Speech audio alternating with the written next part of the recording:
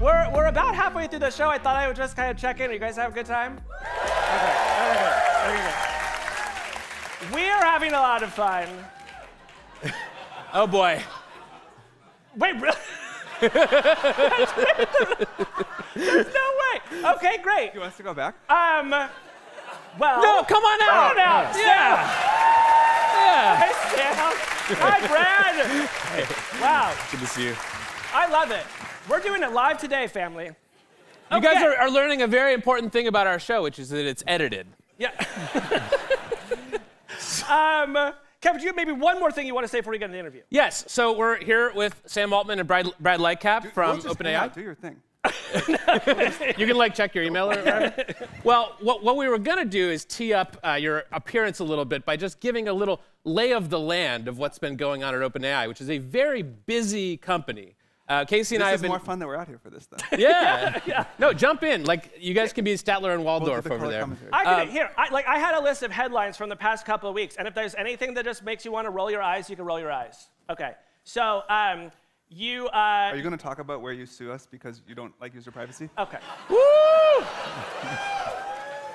The last thing Sam said to me before he came on stage was, "I don't strike I first." did say that. That's true. Well, you teed it up with the headlines. Yeah. Do you want to say something, Kevin, about the New York Times? Oh, yes, we should also give our disclosures, which is that we are just journalists. We are not involved in the lawsuit.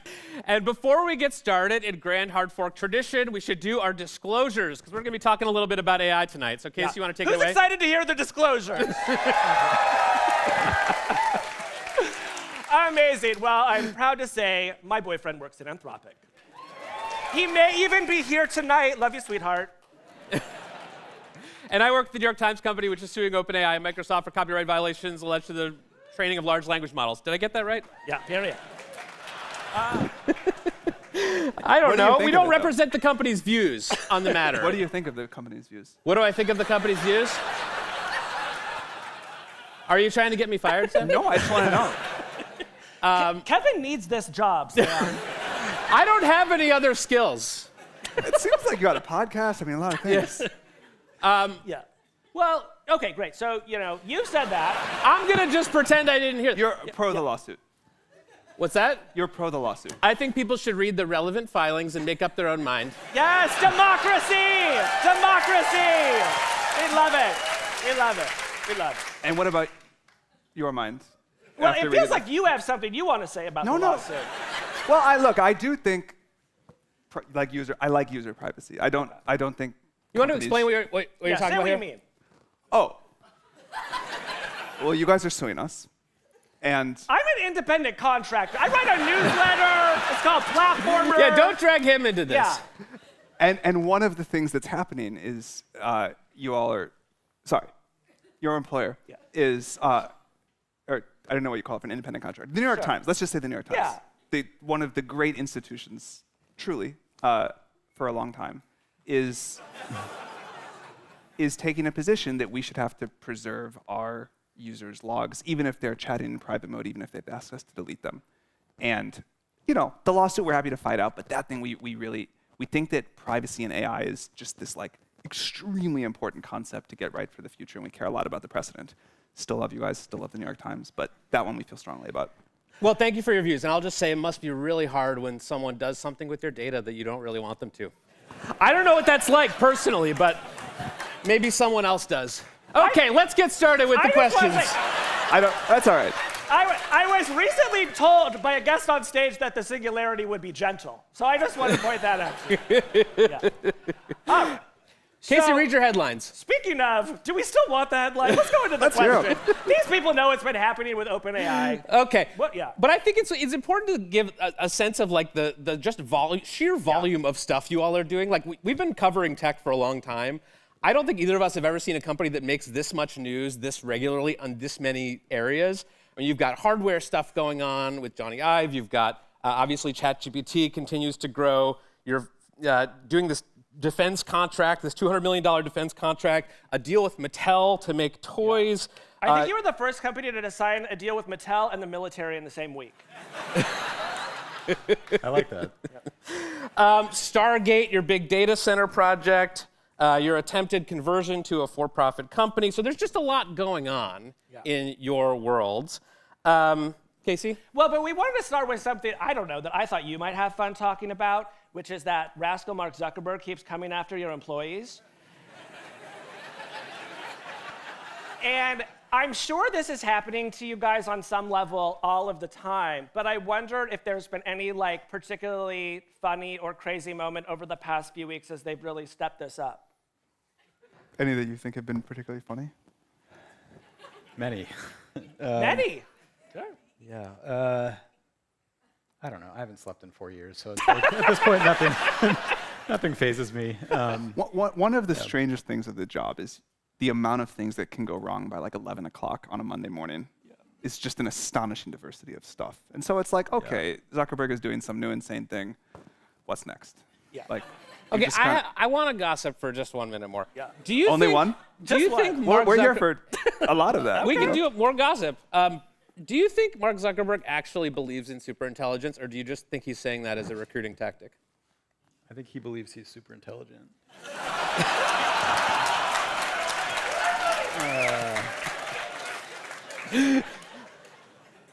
Lightcap off the ropes!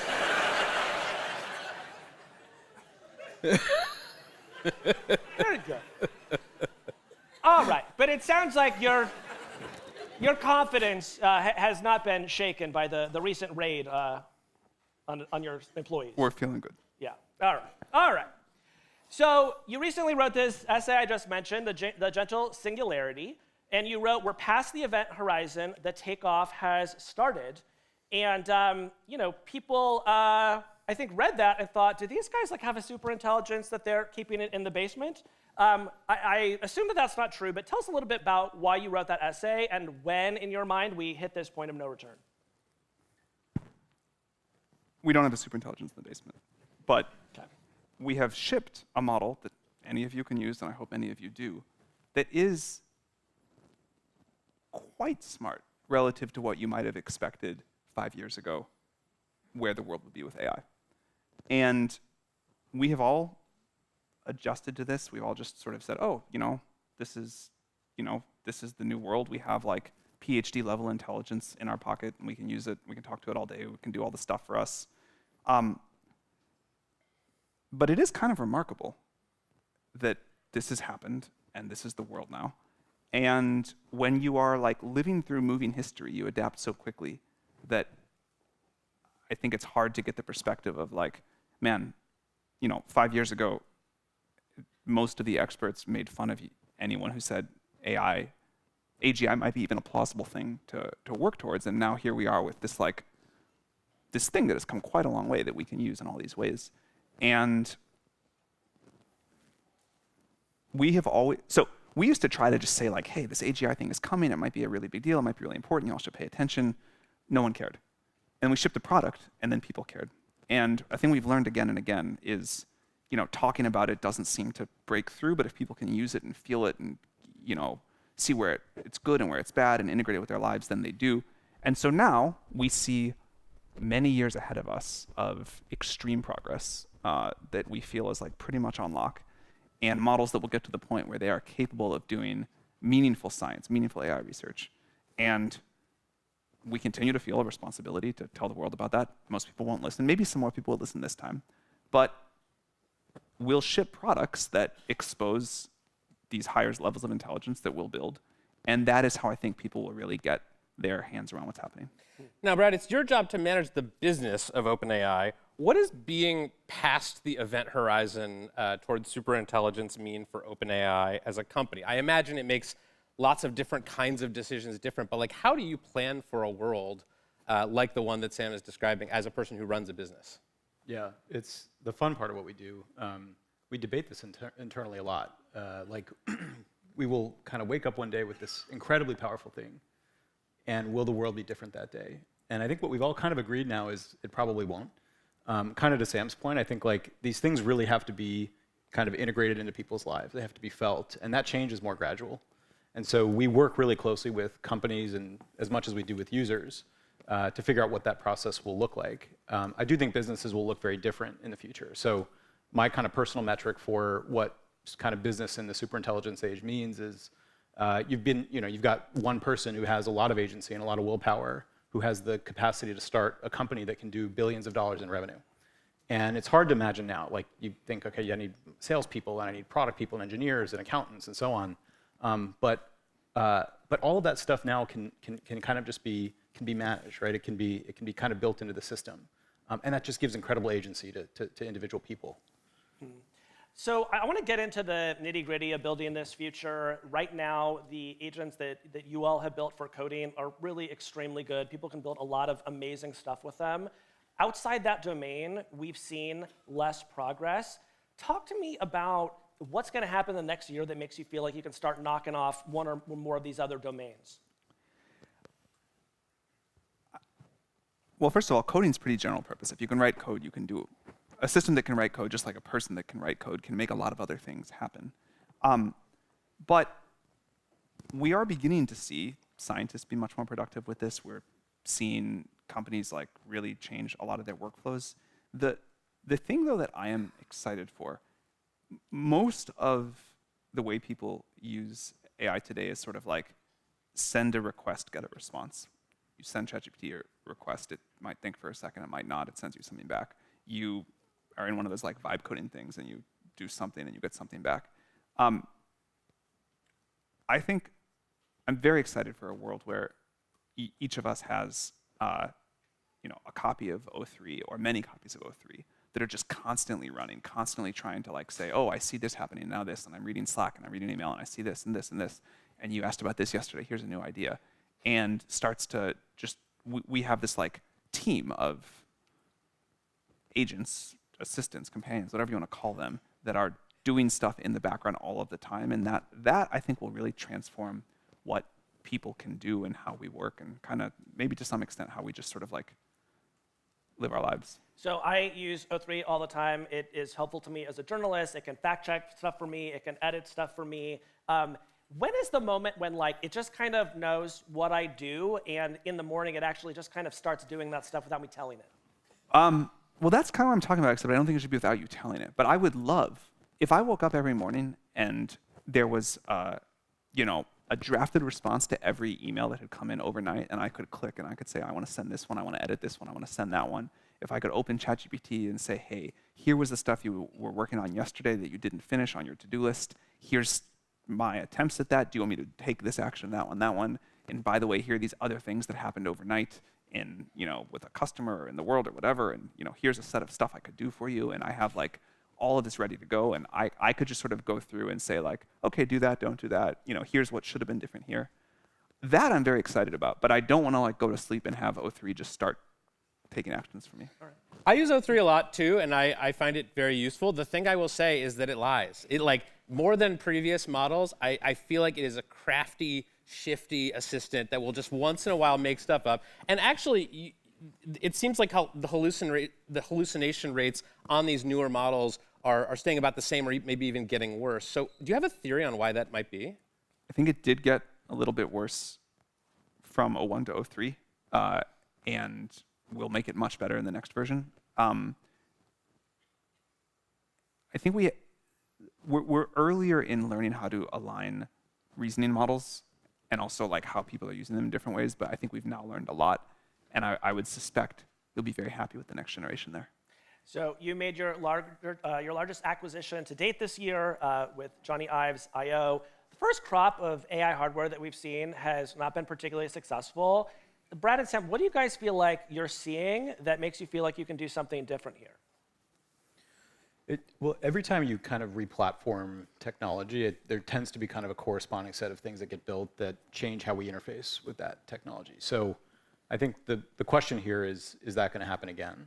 All of a sudden, right, like you have, you kind of miniaturize the PC and you have the mobile phone, the PC itself was a miniaturization of the mainframe and so on and so forth. I think this one has a different direction. I think this one is really going to be about this very kind of aware, very contextual, almost companion-like system that is going to be less about kind of like a dependency on a screen. I think there's a place for a screen in that world, but it's going to be really about an awareness of kind of the ambient environment. What's going on? Sam mentioned the kind of trivial example of like something that is looking at your email. You can build something that's really bad that does that today. But to get to the version of that that's like transcendently good, there's a ton of context and a ton of awareness that you have to have of like what each situational thing is that helps you craft exactly the right response. And imagine that now in kind of any arbitrary situation and wanting to have that with you all the time. And so I think that's a very compelling direction for this type of hardware. It sounds a lot like Alexa. Is it going to feel a lot different than Alexa? Don't you just want to wait and be surprised and get some joy? Like, it's been a long time since the world has gotten a fundamentally new kind of computer. Yeah. Like, let us try. Okay. If it's Alexa, we're going to be really mad. I'm just saying that right now. So will I. And these people will remember this. Yeah. Sam. No, I think we can do. I think we have a chance to do something truly great, but hardware is really hard and it takes a while. And I've always wanted to try to do a new kind of computer, but that hasn't worked most of the time. So we're like really going to take our time and try to get it right. Sam, a few years ago, you described your relationship with Microsoft and its CEO, Satya Nadella, as, quote, the best bromance in tech. The bromance has been feeling a little wobbly recently. OpenAI needs Microsoft's blessing for this for-profit conversion, and Microsoft is reportedly peeved at you about a bunch of things, including the terms of a planned acquisition. Last week, the Wall Street Journal reported that things had gotten so tense that OpenAI executives were considering reporting Microsoft to the government for anti-competitive behavior. Do you believe that? When you read those things and say, like, do you think... Are you saying it's not you know what true? I always think when I read that? I hope I get to ask Sam Altman about it. So what is going on, and are you caught in a bad bromance? I had a super nice call with Satya yesterday about many topics, including our hopefully very long and productive future working together. And obviously, in any deep partnership, there are points of tension, and we've certainly had those. But on the whole, it's been like really wonderfully good for both companies. We're both ambitious companies, so we do find some flashpoints. But I would expect that it is something that we find like deep value in for both sides for a very long time to come. And in a world where I do read these articles sometimes, like OpenAI and Microsoft about to collapse and this, that, and then like my calls are like, how do we figure out what the next decade together looks like? And it doesn't. Again, not to pretend like there's no tension, there is, but there's like so much good stuff there, and I think there's like such a long horizon. That's what we in the business call a non-denial denial. I don't know. Just kidding. Let's move on into some policy stuff. You've talked to President Trump. What does he think about AI? What are those conversations like? That was not intended to be a laugh line. You want to take it first? Yeah. I'll do it. No, that's fine. That was not intended to be a laugh line either. Yeah. I think he really gets it. I think he gets the technology. I couldn't say that about all presidents. I think he really understands the importance of leadership in this technology, the potential for economic transformation, the sort of geopolitical importance, the need to build out a lot of infrastructure. They're like very productive conversations, and he has done stuff that has really helped the whole industry. It is easier to permit data centers and new energy to run those data centers than it has, I think, ever been before. And that could have gone the other way. Dario Amodei of Anthropic recently said that he thinks 50% of entry-level white-collar jobs could disappear due to AI in the next 1 to 5 years. Do you agree? No, I don't. No. Why not, Brad? We have no evidence of this, and Dario's a scientist, and I would hope he takes like an evidence-based approach to these types of things. But like we work with every business under the sun. We look at the problem and an opportunity of deploying AI into every company on Earth. We have yet to see any evidence that people are kind of wholesale replacing entry-level jobs. I think that there is going to be some sort of change in the job market. I think it's inevitable. I think every time you get a platform shift, you get a change in the job market. I mean, in 1900, 40% of people worked in agriculture. It's 2% today. Microsoft Excel has probably been the greatest job displacer of the 20th century. And if we knew a priori that Microsoft Excel was coming, and everyone was kind of like fretting about it. I think in retrospect, we would have thought that was dumb. But so I think like there will be change, of course. But I think like there's no evidence of it today, and B, I think like we will manage through it. We have a lot of empathy for the problem. I think like we work with businesses every day to try and enable people to be able to use the tools at the level of like the 20-year-olds that come into companies and use them with a level of fluency that far transcends anyone else at those organizations. But we see it as our mission to make sure that people know how to use these tools and to drive people forward. I have to say, we've had some listeners write into the show and say, hey, I'm a junior coder. I just got laid off. I'm not feeling really good about my prospects here. So that's a pretty small sliver of the economy. But I hear you talk about what you want to do with O3. I think if it gets as good as you're saying, it's not just going to be the junior coders who are going to be affected by that, right? So I guess what I'm saying is I feel like I'm seeing like slivers of it now, and I'm curious what you make of those. I do think there will be areas where some jobs go away, or maybe there will be some whole categories of jobs that go away. And any job that goes away, even if it's like good for society and the economy as a whole, is painful, very painful, extremely painful in that moment. And so I do totally get not just the anxiety, but that there is going to be real pain here in many cases. In many more cases, though, I think we will find that the world is significantly underemployed. The world wants way more code than can get written right now. I think we are already seeing companies who said, oh, I'm going to need less coders, to now saying, paradoxically, I need more coders. They're going to work differently, but I'm just going to make 100 times as much code, 100 times as much product, with 10 times as much people, and we'll still make 30 times as much money, even if the price comes down. I think all of human history suggests that if you give people better tools, if technology keeps going, although there are always people who say, we're going to be working 3 hours a day and sitting on the beach and we're going to have run out of things to do. Like, human demand seems limitless. Our ability to imagine new things to do for each other seems limitless. We always seem to want more stuff, to play, increasingly silly status games. Our jobs would not have seemed like real jobs to people in the not very distant past.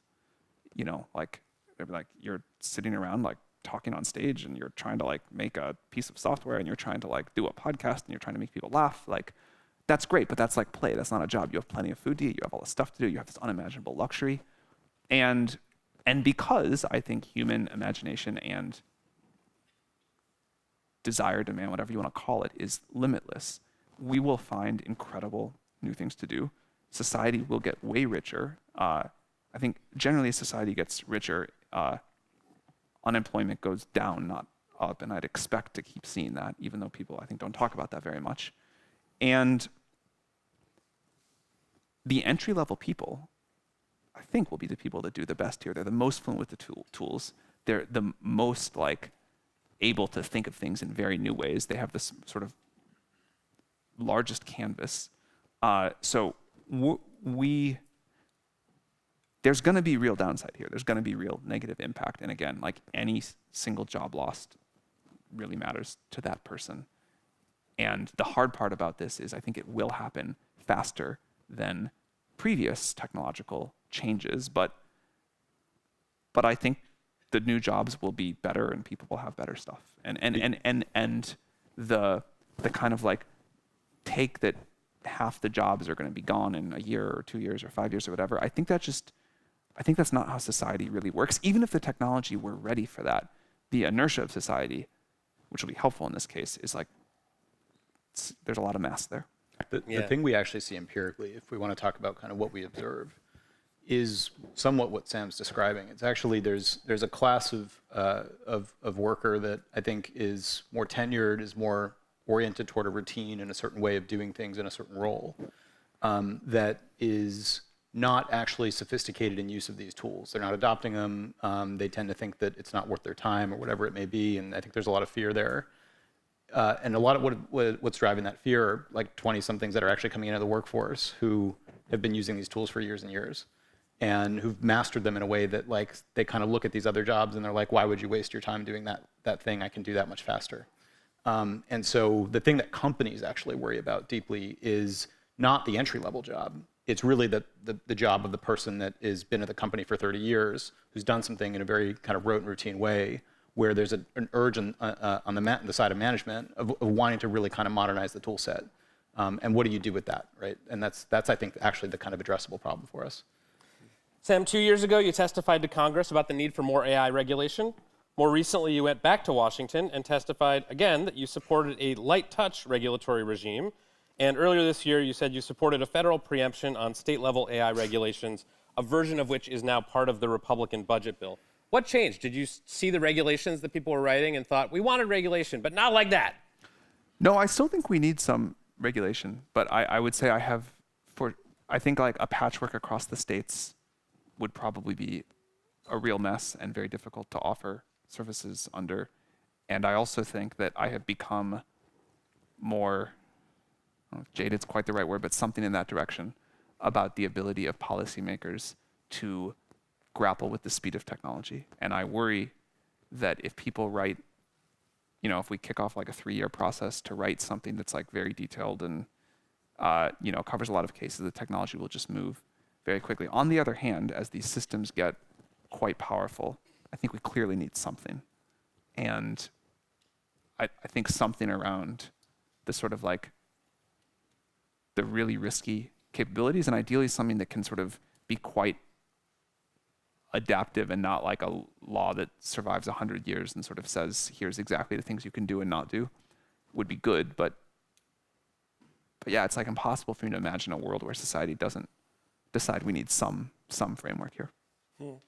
Earlier this year, you adjusted GPT 4.0 after it inadvertently became more sycophantic than you intended. Since then, we've read more stories about how ChatGPT and other chatbots can destabilize people by sending them down conspiratorial rabbit holes, making them feel like they're having mystical experiences. Can that be stopped? Do you want it to stop? Of course we want it to stop. We do a lot of things to try to mitigate that.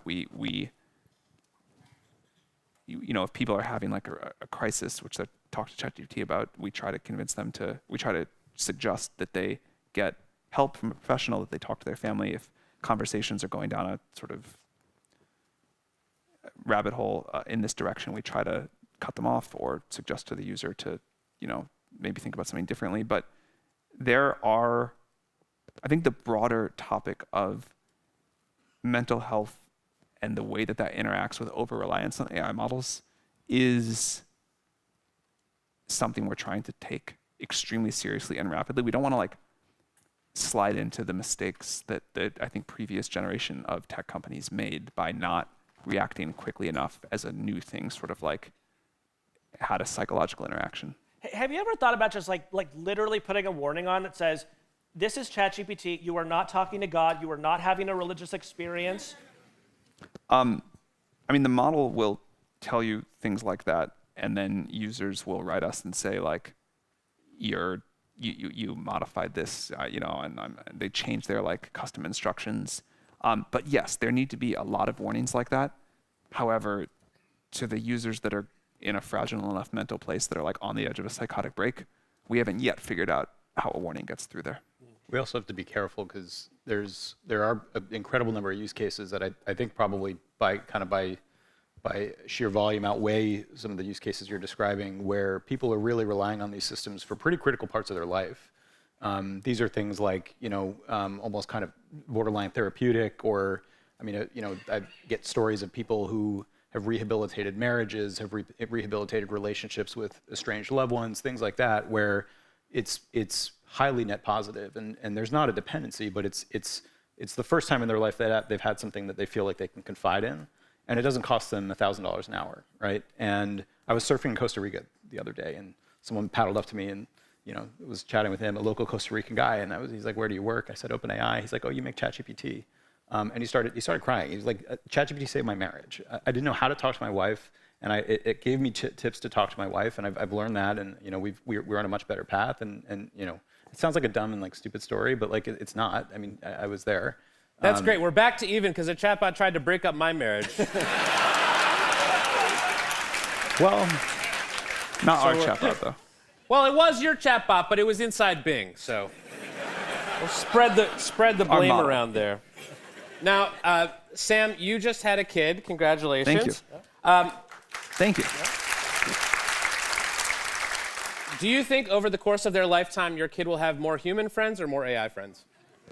More human friends, but AI will be, if not a friend, at least an important kind of companion of some sort. Is that okay with you? Like, would you, if your kid at one point when they're a little older came home and said, I've got an AI friend, how would that make you feel? If my kid felt like that was like replacing human friends, I would have concerns about that, at least with what, again, there are edge cases. You know, any person who talks to hundreds of millions of people a day is going to meet a lot of edge cases. And in the sense ChatGPT is talking to hundreds of millions of people a day, there are going to be some real edge cases in there. But most people, much more than I was concerned, seem to really understand the difference between talking to a person and talking to ChatGPT. And I still do have a lot of concerns about the impact on mental health and the social impacts from the deep relationships that people are going to have with AI. But I think at least so far, it has surprised me on the upside of how much people really differentiate between, like, that's an AI and I talk to an AI in some way and I get something out of it, and that's a friend and I talk to a friend, a person in this other way, and get a very different thing out of that. All right, here's something I've always wanted to ask you. AI Twitter is still really active, even though Twitter doesn't exist anymore. You actively post there, share a lot of news there, and that's extremely helpful and good for Elon Musk, a man who is trying to destroy your company. Have you ever thought of just moving your posts somewhere else? Where should I move them? Well, you could create your own social app.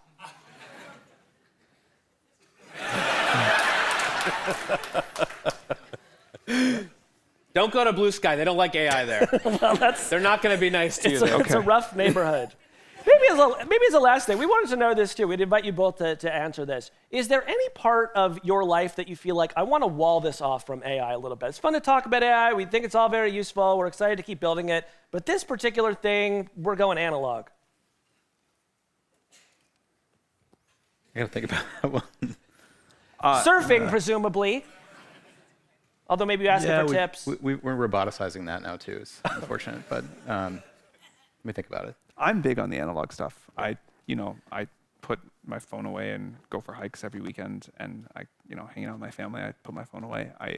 I'm like very happy not to have technology in the way for that. Nice.